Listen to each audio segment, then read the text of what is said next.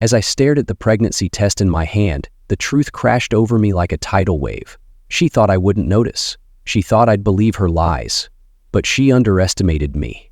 I didn't confront her. Instead, I planned. I collected every shred of evidence, and when I unleashed the truth, her world exploded, taking her lover down with it. She didn't just betray me. She handed me the matches to burn her carefully constructed facade to the ground. But before we dive deep into this explosive story, let me know where you're watching from in the comments below. And if you enjoy stories like this, don't forget to subscribe and hit the notification bell so you won't miss any of our future tales. ND. Bradley Connor lived his life by one simple rule. Routine meant control, and control meant success. At 35, Brad had perfected the art of stability. His mornings were a symphony of precision. Wake up at exactly 5:30 a.m., hit the gym until 7, shower, dress in one of his tailored suits and black coffee, and head out the door by 8:15 sharp. Every step was calculated, every detail polished. And why wouldn't it be? His life was a shining example of the American dream. Brad had built a lucrative career in corporate finance, earning him a sleek corner office with a view of the city skyline. His home, a sprawling, modern masterpiece in an upscale neighborhood, was the kind of place people slowed down to admire on their evening walks. His marriage to Kara, his wife of 8 years, seemed just as polished. Dinner parties, shared vacations, and holiday cards that could rival any Hallmark ad. On the surface, everything about Brad's world was perfect. But underneath, tragic secrets were shrouding his betrothed Coral. But perfection has a way of hiding its cracks. It was a Tuesday morning in October, crisp air hinting at the arrival of fall. Brad had just stepped out of his steaming shower, a towel wrapped around his waist. The marble countertops of the ensuite bathroom gleamed under the soft glow of the overhead lights. As he reached for his electric razor, something caught his eye. A flash of blue peeking out from the trash can by the sink. He almost ignored it. Almost.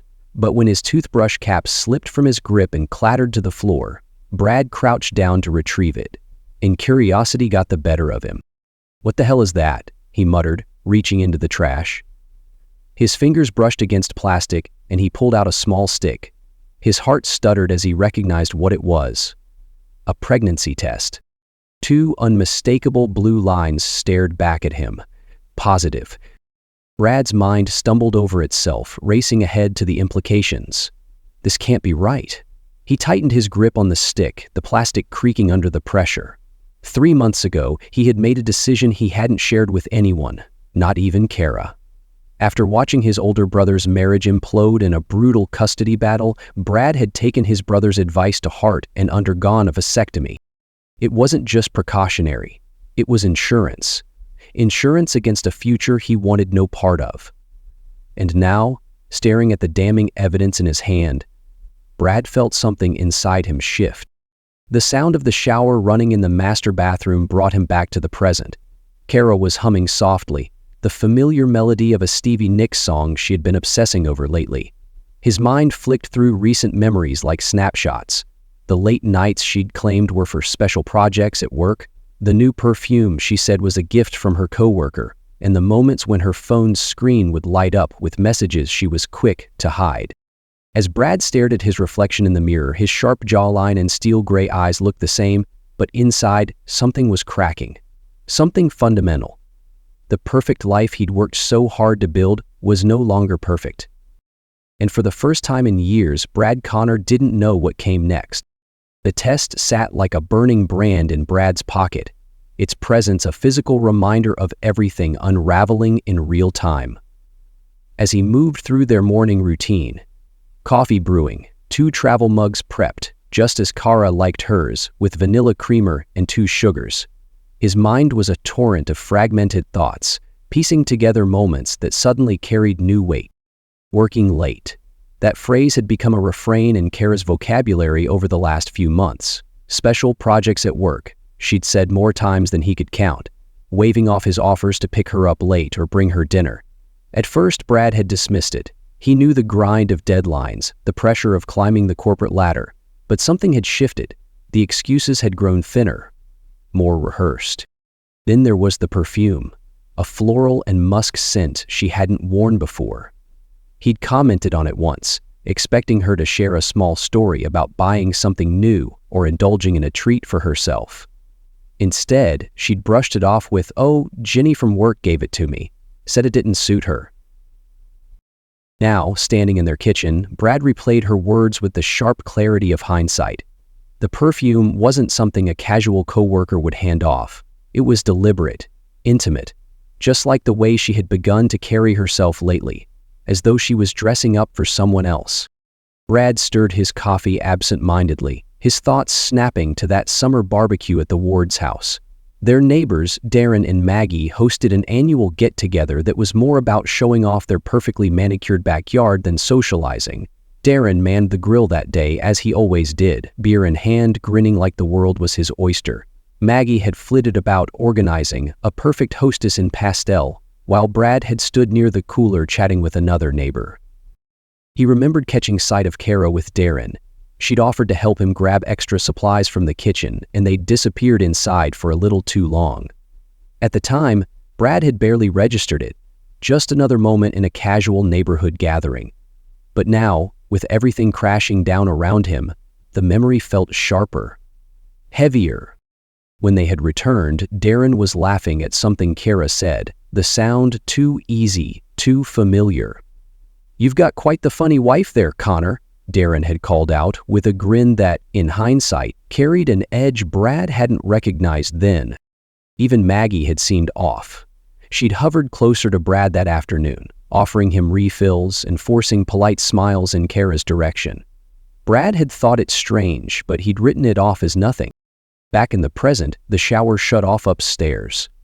Brad's attention snapped back to the now, his hand tightening around the mug he held.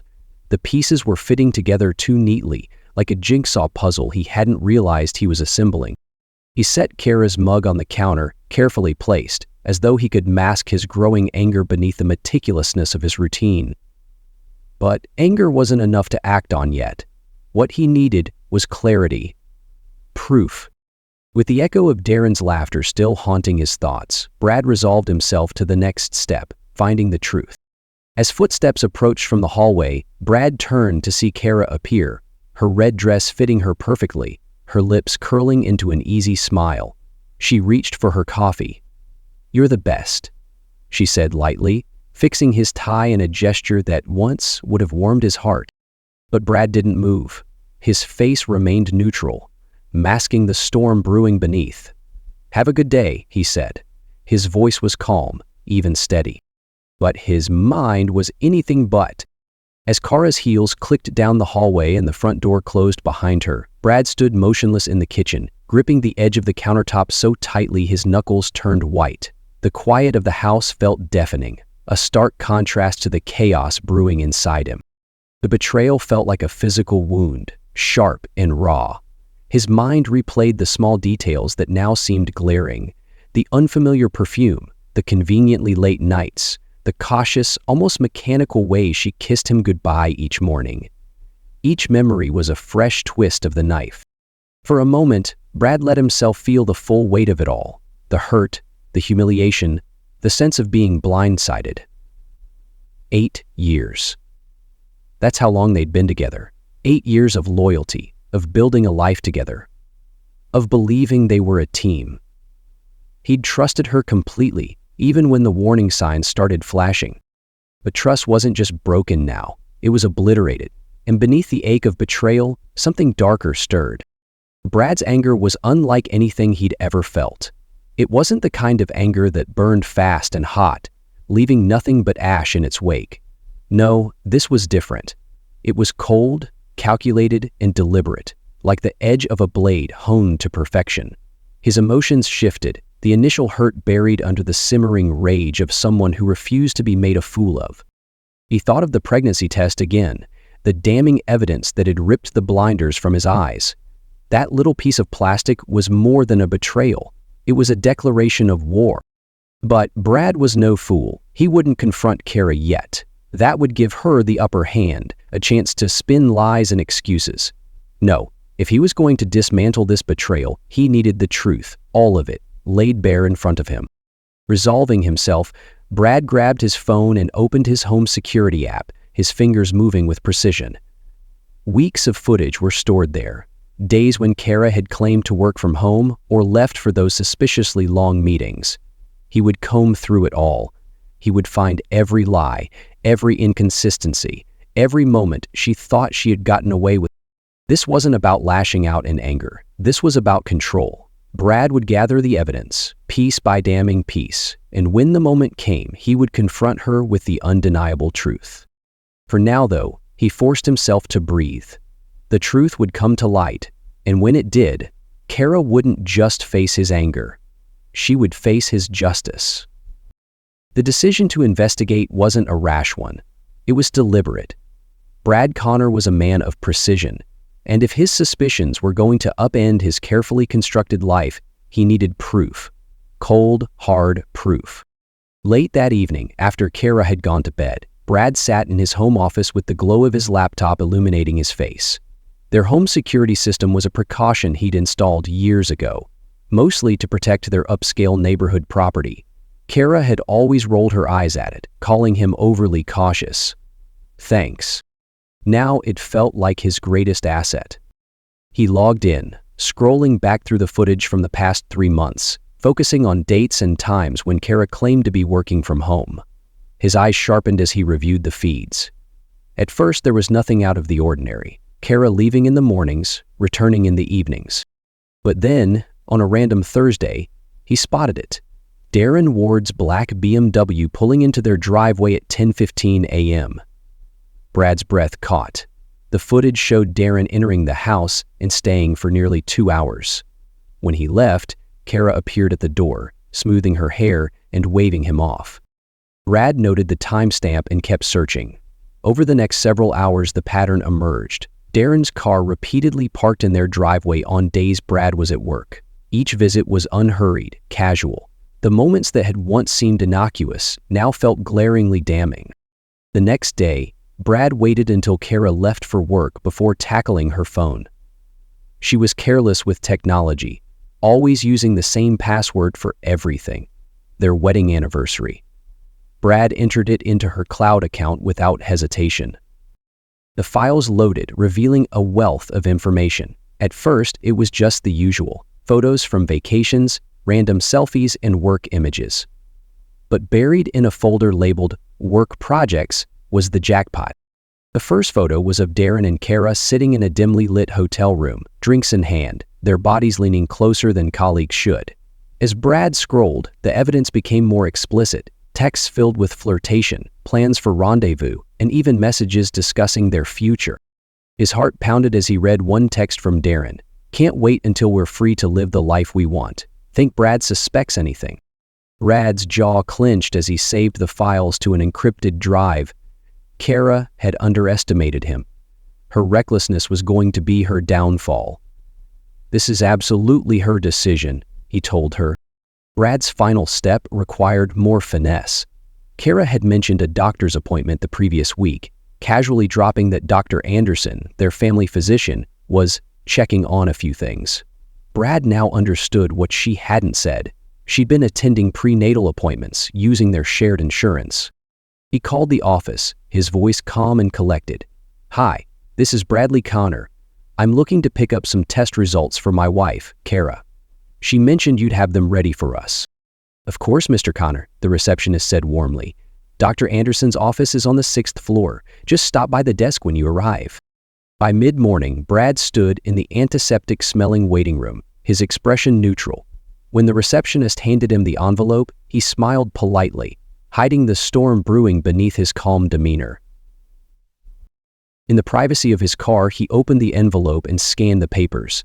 Lab results, appointment summaries, and ultrasound dates. Everything confirmed what he already knew. Kara was pregnant, and based on the timeline, there was no way the child could be his. By the time Brad returned home, the pieces of the puzzle were coming together. The security footage, the texts, the medical records. It all painted a devastatingly clear picture. This wasn't just betrayal. It was a carefully woven lie meant to trap him into a future he hadn't agreed to. Brad didn't feel devastated anymore. He felt focused. As he poured himself a drink that evening, he sat back, letting the weight of his discoveries settle. The truth wasn't just powerful, it was ammunition. Now Brad wasn't just uncovering Kara's betrayal, he's preparing for war. Brad knew he couldn't fight this battle alone. His brother Tony had been through a messy divorce and came out the other side battered but wiser. Brad poured himself a second coffee and dialed Tony's number. Tony picked up on the third ring. "Brad, what's going on? You don't call this early unless it's serious." "It's serious," Brad said, keeping his tone calm but firm. "I need your lawyer's number, now." There was a pause on the other end. "Jesus, Brad, what's happening?" Caleb was dead. Brad exhaled, gripping the mug tighter. "Kara's been lying to me. She's having an affair, and she's pregnant. It's not mine." Tony swore under his breath. "Ugh. I'm sorry, man. You sure about all this?" "I'm sure," Brad replied. "I've got everything, footage, texts, medical records. I need to protect myself before she tries to take me to the cleaners." "You're doing the right thing by acting now," Tony said, his voice steadying. "I'll text you my lawyer's info. She's tough and she doesn't waste time."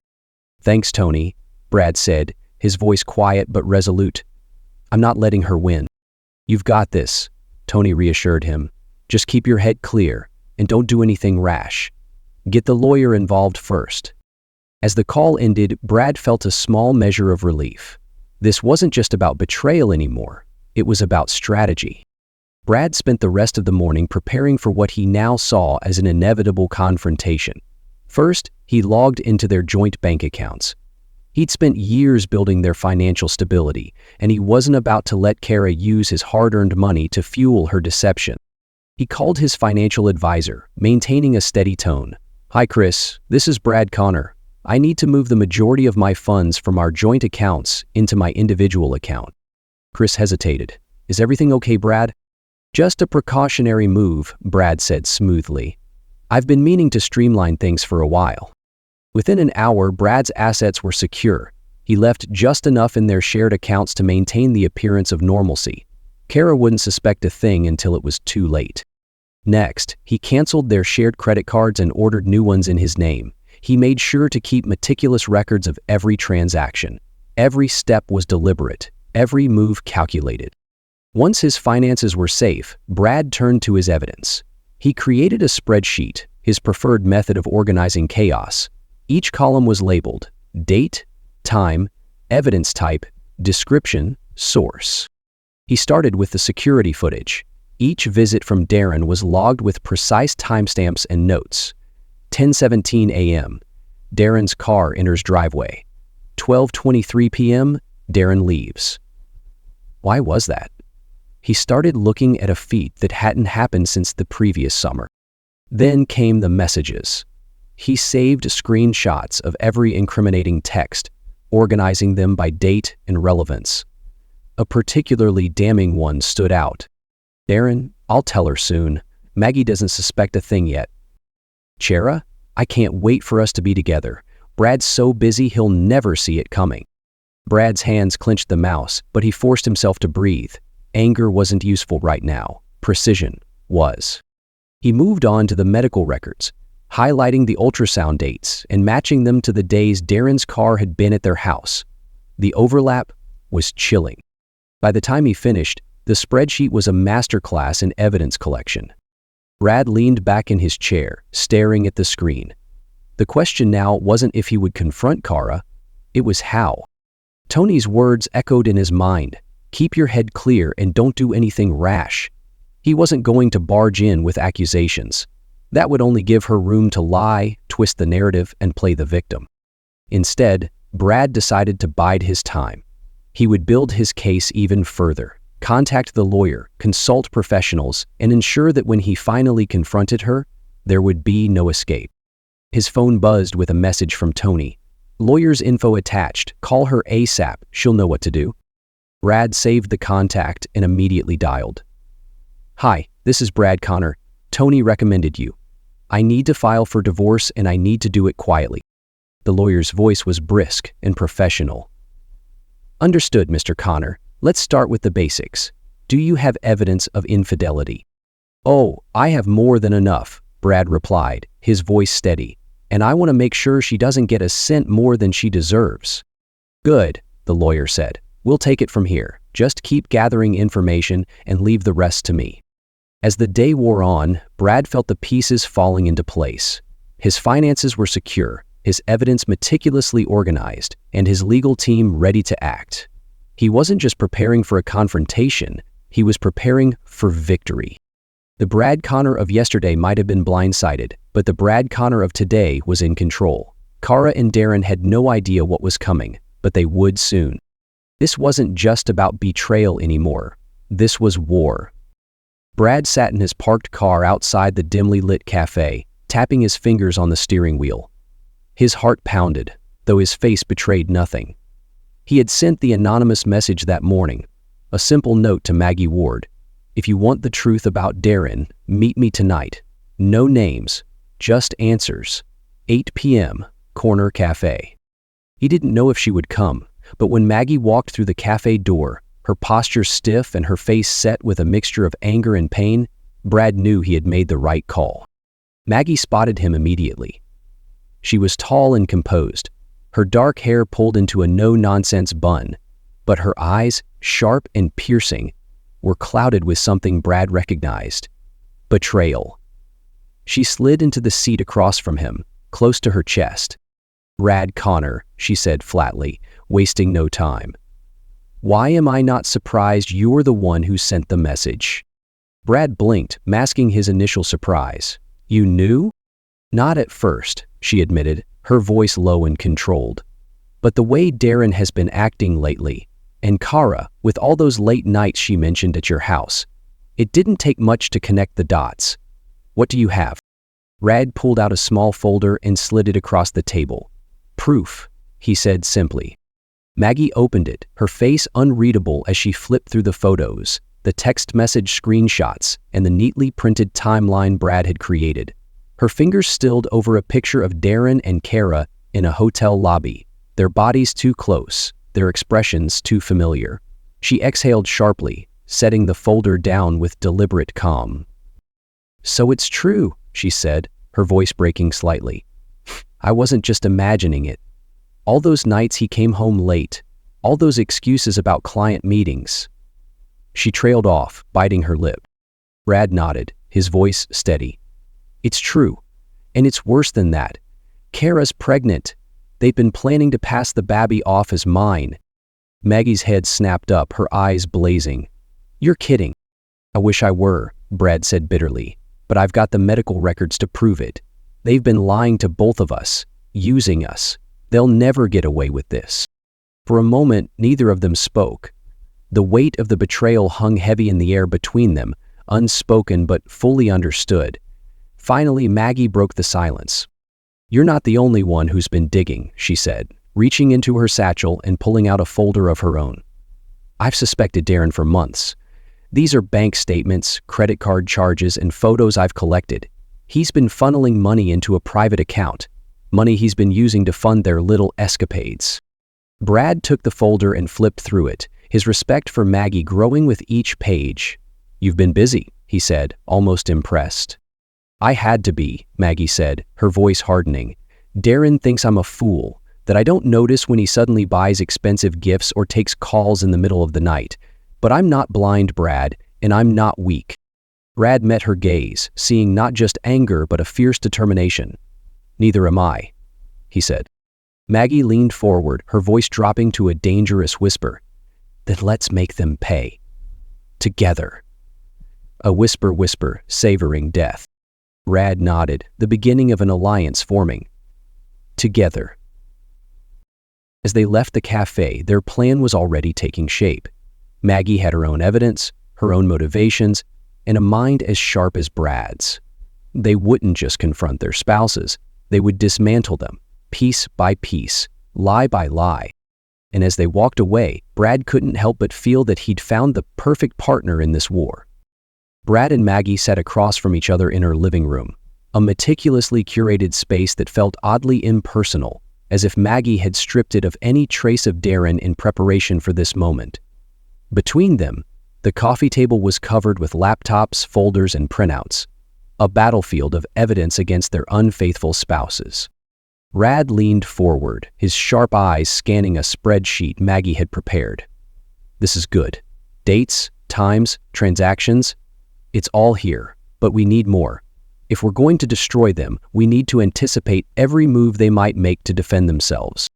Maggie nodded, her fingers poised over her laptop keyboard. Agreed. The more airtight our case, the less room they'll have to twist the narrative. Let's start with phase 1, evidence collection. What do we still need? The first phase was about ensuring there would be no escape. Brad pulled out a list he'd been compiling. I've got security footage, text messages, and medical records, but I need to confirm a few more things. Darren's been using his company card for their hotel stays. If we can tie those charges to specific dates and match them with Kara's text messages, it'll seal the timeline. Maggie smirked. I can handle that. Darren's passwords are laughably easy to guess. I'll pull his financial records tonight. Brad raised an eyebrow. You're that good? Maggie's expression hardened. I've had to be. Living with a liar teaches you how to dig deep. By the end of the night, they had their tasks divided. Brad would handle more surveillance, refinishing Darren's visits to his home with Kara's schedule. Maggie would retrieve Darren's financial statements and cross-match them with evidence they already had. Leave nothing to chance, Brad said as he stood to leave. We can't give them any room to deny this. Don't worry, Maggie replied, her voice like steel. They won't be able to. The second phase required precision and timing. Brad and Maggie knew they couldn't simply reveal the affair in one go. It had to unravel slowly, deliberately, ensuring maximum impact. We need to target their social and professional circles simultaneously, Maggie said, pacing the room. Hit them where it hurts most, their reputations. Brad nodded. I've already compiled Kara's professional contacts, her boss, colleagues, and the marketing firm's board. I'll craft an email exposing her, complete with screenshots of their messages and a few well-chosen photos. Maggie tapped a pen against her chin. I'll do the same for Darren. His business relies on trust and relationships. If his investors and board members see proof of his financial misconduct, using company money for his affair, it'll crush him. Brad leaned back, a grim satisfaction flickering in his eyes. But we don't stop there. Social media can amplify the fallout. Once the emails are sent, we leak the story online, not directly. An anonymous tip to a few local blogs should do the trick. Maggie smiled, the first genuine one Brad had seen from her. By the time they realize what's happening, it'll already be too late. The final phase was the most ruthless. Brad and Maggie weren't just aiming to expose Darren and Kara. They wanted to obliterate their futures. This is where we take away everything they've built, Brad said, his tone cold. Kara's been up for a promotion at work. If we time the leaks correctly, it'll derail her chances completely. And Darren, Maggie added, has a community awards ceremony coming up. I can't think of a better place for his secrets to go public. They mapped out a timeline, syncing the leaks with critical moments in Darren and Kara's professional lives. Maggie pulled out a folder filled with legal documents. I've also been tracking Darren's hidden assets, bank accounts, properties, investments. Once the scandal hits, I'll freeze everything. He'll have no way to recover financially. Brad glanced at her, impressed. You don't pull punches, do you? Shh. Neither do you, she replied. By the time they finished planning, it was well past midnight. The evidence had been sorted, the emails drafted, and the timeline finalized. Brad leaned back, rubbing his temples. Once this starts, there's no going back. Maggie looked him in the eye, her voice steady. Do you have any doubts? Brad thought of the pregnancy test, of Kara's texts, of every lie she had fed him. Not a single one. Maggie nodded. Good, because when this is over, they'll wish they'd never underestimated us. As they parted ways, both felt the weight of what they were about to unleash. It wasn't just revenge. It was justice, delivered with precision and intent. Together, they were unstoppable. Brad sat in his dimly lit office, the soft hum of his laptop filling the silence. His face was illuminated by the screen, where multiple windows displayed grainy security footage, spreadsheets, and a timeline meticulously plotted to the minute. Each piece of evidence felt like another brick in the wall he was building around Kara and Darren's lies. He wasn't just gathering information, he was constructing their reckoning.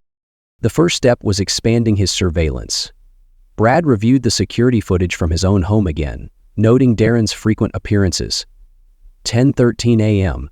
Darren arrives, he muttered, his fingers flying across the keyboard as he logged the entry into his growing timeline. His private investigator, a grizzled man named Ross, had also provided additional data. Darren and Kara weren't as discreet as they thought. Hotel check-ins, time-stamped receipts, and even parking garage footage were included in the files Brad had received earlier that day.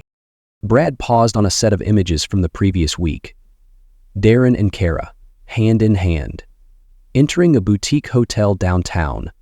Darren was carrying a bag, likely an overnight one, while Kara leaned into him, smiling. The timestamp read 6:47 p.m.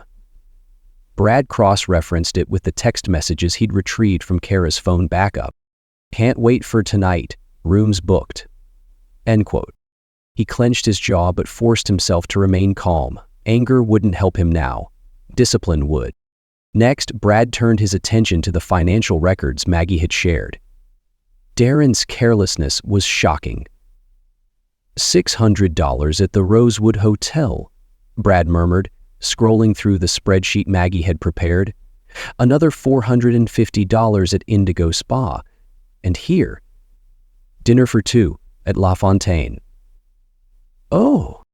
He opened another window on his laptop, overlaying Darren's spending habits with Kara's schedule. Sure enough, the dates aligned. While Brad was working late or out of town for meetings, Kara and Darren were indulging in expensive meals and stolen weekends. Brad leaned back in his chair, his hands steepled in front of him as he processed the data. Darren wasn't just cheating on Maggie. He was doing it with reckless abandon, leaving a trail of receipts and transactions that anyone with half a brain could follow. It was almost insulting how little effort they'd put into covering their tracks. Brad leaned back in his chair. Brad's phone buzzed on the desk. It was a text from Ross. "Check your email, just sent over new photos from today."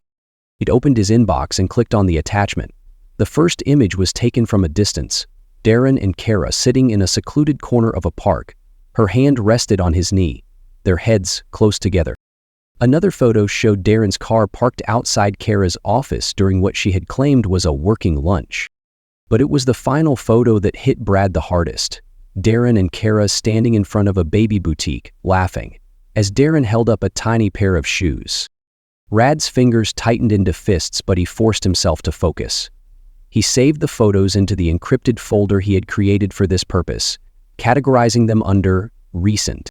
By the time Brad finished his work for the night, the timeline was airtight. Every hotel stay, every transaction, every lie they had told was documented. His spreadsheet was color-coded, with bold red highlights marking the most incriminating details. He stared at the screen, the weight of his findings pressing down on him. But instead of despair, he felt a grim satisfaction. They thought they had been clever. They thought they'd gotten away with it.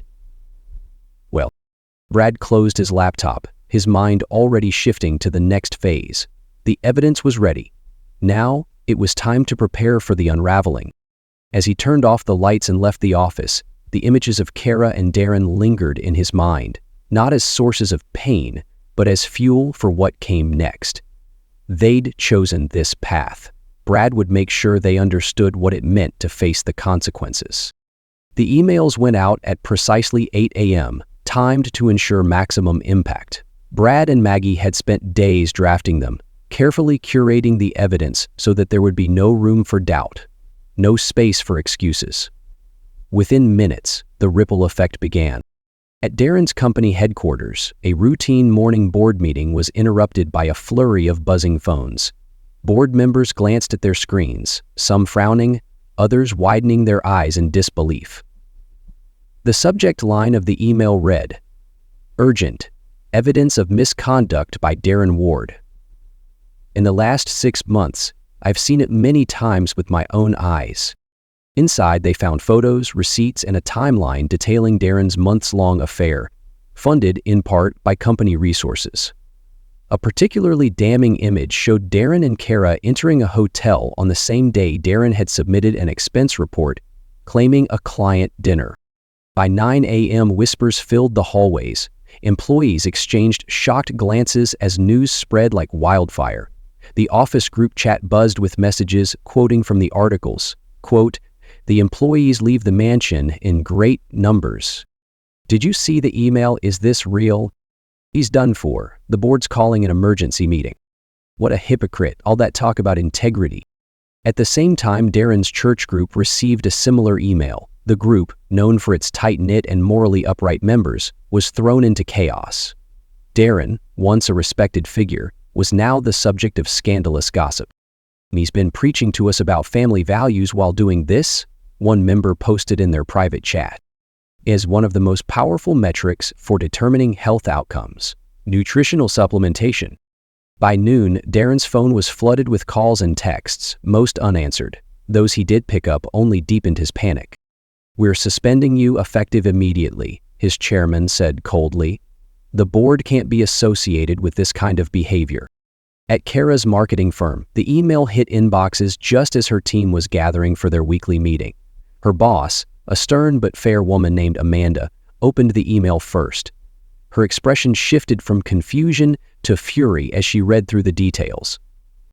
"Cancel the meeting," Amanda said abruptly, standing. "Kara, my office. Now."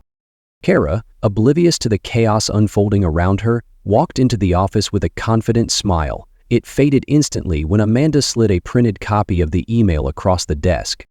"But what is this?" Amanda demanded. Kira stammered, her face flushing red. It's not what it looks like. Sunshine." "Oh, it's exactly what it looks like," Amanda said icily. "We have no choice but to suspend you, pending further investigation." Outside the office, Kara's colleagues whispered in hushed tones. "Did you hear? She's been sleeping with someone's husband." "And she was up for a promotion? Not anymore." "How humiliating. I bet she won't show her face here again." By mid-afternoon, the story had spread to social media. Anonymous posts began appearing on local gossip forums, complete with screenshots of the incriminating emails. A Twitter thread went viral, summarizing the affair in brutal detail. Darren Ward, local CEO, caught using company money for his affair. Kara Connor, marketing exec, exposed as the mistress. Receipts, photos, and texts included. This is wild. The hashtags Warren Affair and Kara Scandal began trending locally. Comments poured in, ranging from outrage to mockery. "They deserve each other. Trash. Imagine ruining your career for this." Or spouses, "I hope they burn them to the ground." By evening, both Darren and Kara had deleted their social media accounts, but the damage was done. Their names were now synonymous with betrayal and disgrace. As Brad scrolled through the online frenzy that night, he felt no guilt, only satisfaction. "They wanted to play with people's lives," he said to Maggie over the phone. "Now the world gets to see who they really are."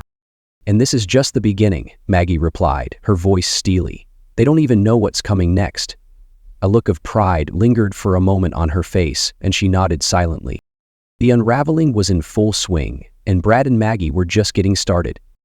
The coffee shop buzzed with the muted hum of morning activity, the hiss of the espresso machine, the clatter of mugs, and the occasional rustle of newspapers. Brad sat in a corner booth, his posture relaxed, but his gaze razor-sharp, fixed on the door. Across from him, Maggie scrolled through her phone, her expression unreadable, though her grip on the device was tight. Brad sat waiting. At exactly 9 a.m., Carol walked in. Her once flawless confidence was gone. Dark circles ringed her eyes, and she clutched her bag as if it were a lifeline. She scanned the room, her eyes landing on Brad. Her steps faltered. Behind her, Darren entered, his suit wrinkled, his tie askew. His usual swagger was replaced by a nervous energy as he trailed behind Kara. They were unaware of Maggie's presence, seated just out of view. Brad stood as they approached, gesturing to the two empty chairs at the table. "Take a seat," he said, his tone calm but devoid of warmth. "Would." Kara hesitated, her eyes darting between Brad and Darren. "What is this about, Brad?" she asked, her voice brittle. "Oh, you know exactly what this is about," Brad replied, his words sharp as glass. But by all means, let's call it a conversation." about lies, betrayal, and consequences. His tones shook back, revealing his words to be mind-blowing, sweet, and beautiful. Darren bristled, pulling out a chair and sitting down heavily. "Look, Brad, this doesn't have to get ugly." Brad cut him off with a cold laugh. "Ugly? Darren, you've already made it ugly. This is about cleaning up the mess you two created." Kara's voice trembled. "Brad, please, we didn't mean for it to happen this way." "Didn't mean for it to happen."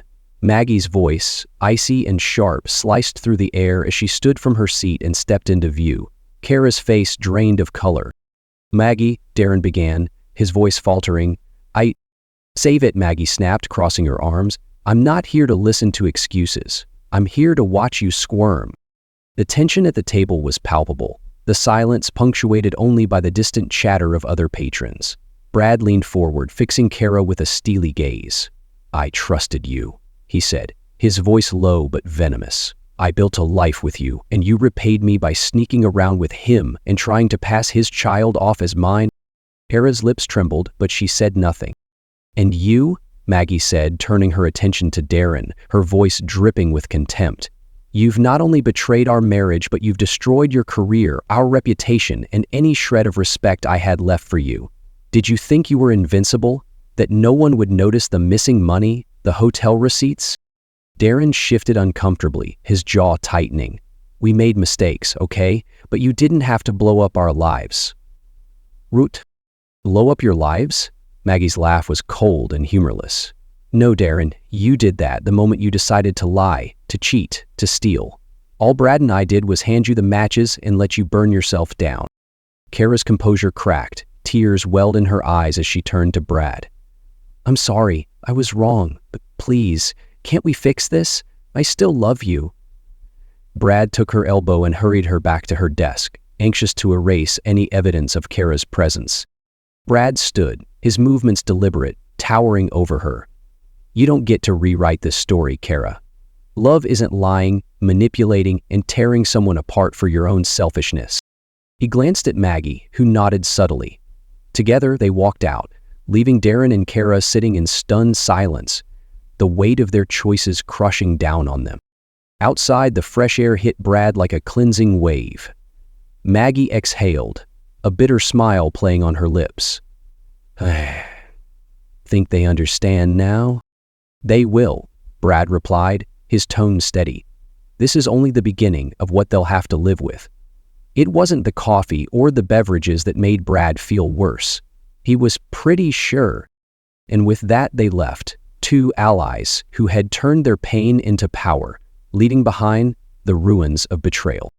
The cafe felt smaller now, the air heavy with tension that seemed to press down on everyone inside. As Brad and Maggie exited, leaving the wreckage of their confrontation behind, Kara and Darren sat frozen at the table. It was Darren who broke the silence first, his voice cold and sharp. "This is a disaster," he muttered, running a hand through his hair. His composure was fraying, the confident facade he had always worn reduced to thin threads. "You've ruined everything." "Yes." Kara's head snapped up, her eyes still wet with tears. "I ruined everything? Are you serious right now?" Her voice rose, drawing glances from nearby patrons. "Yes, Kara, I'm serious," Darren shot back, his tone acidic. "None of this would have happened if you hadn't been so careless."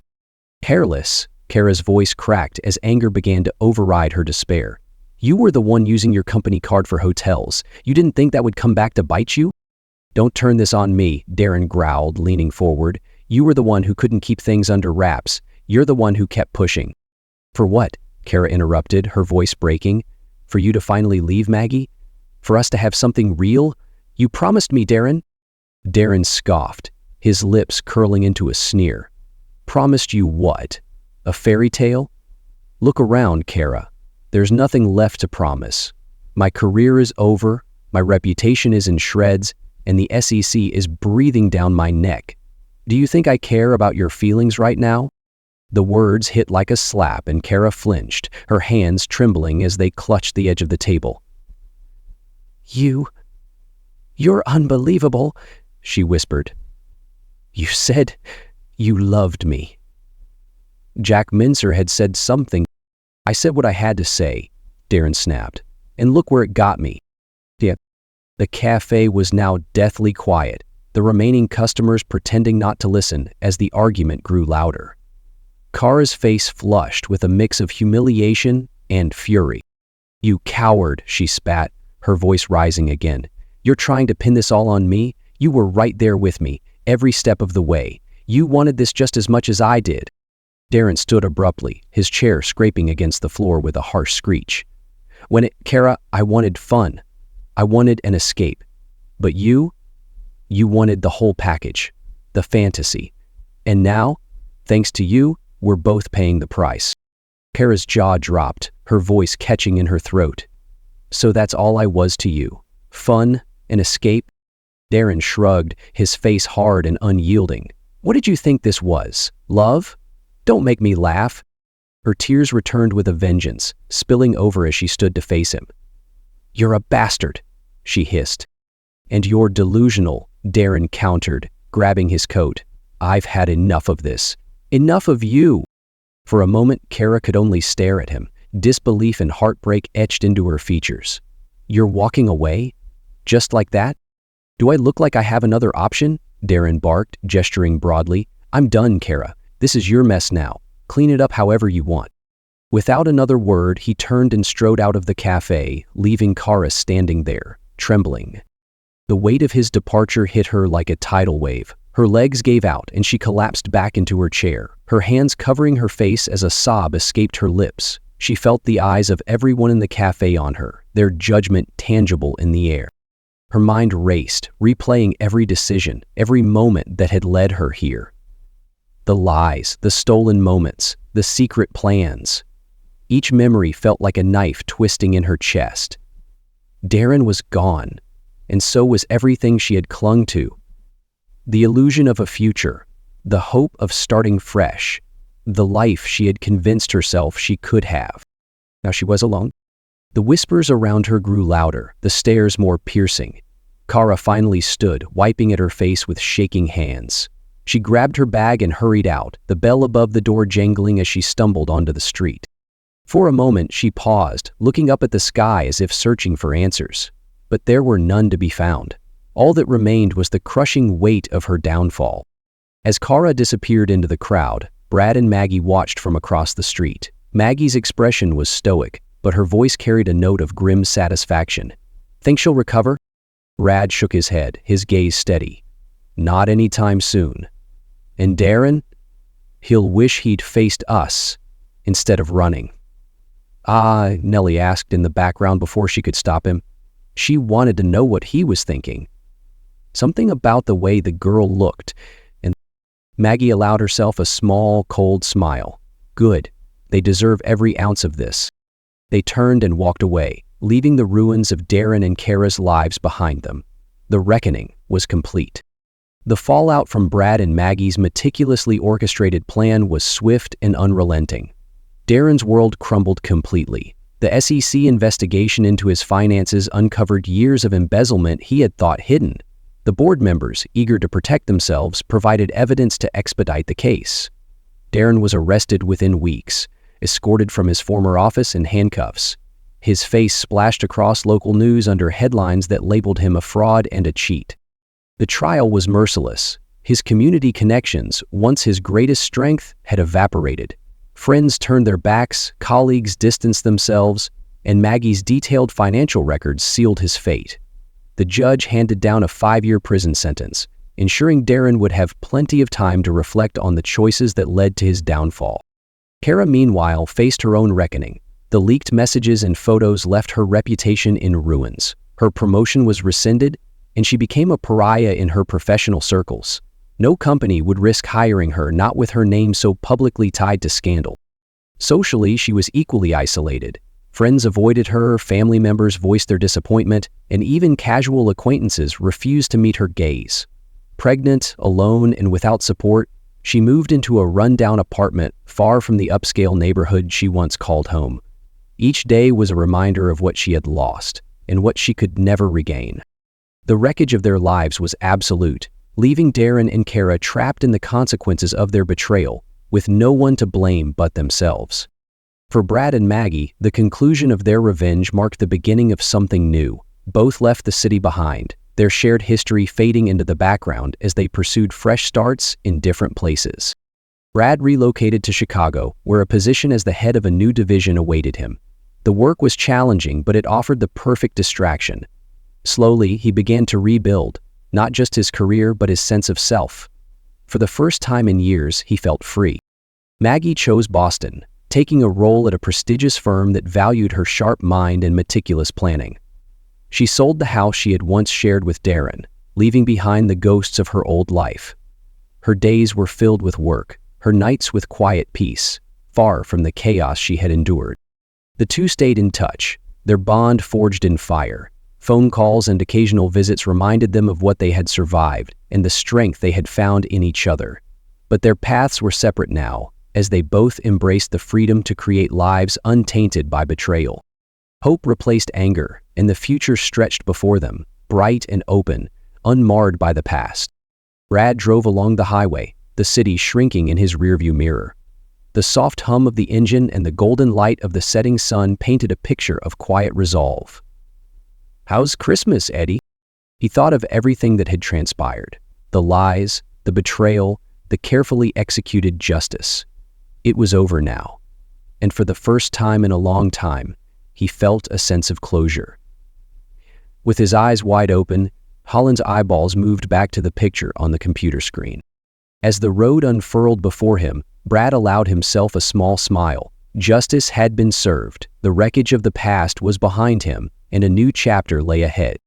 With that thought, he pressed the accelerator, his car carrying him forward, away from the pain, toward the promise of something better.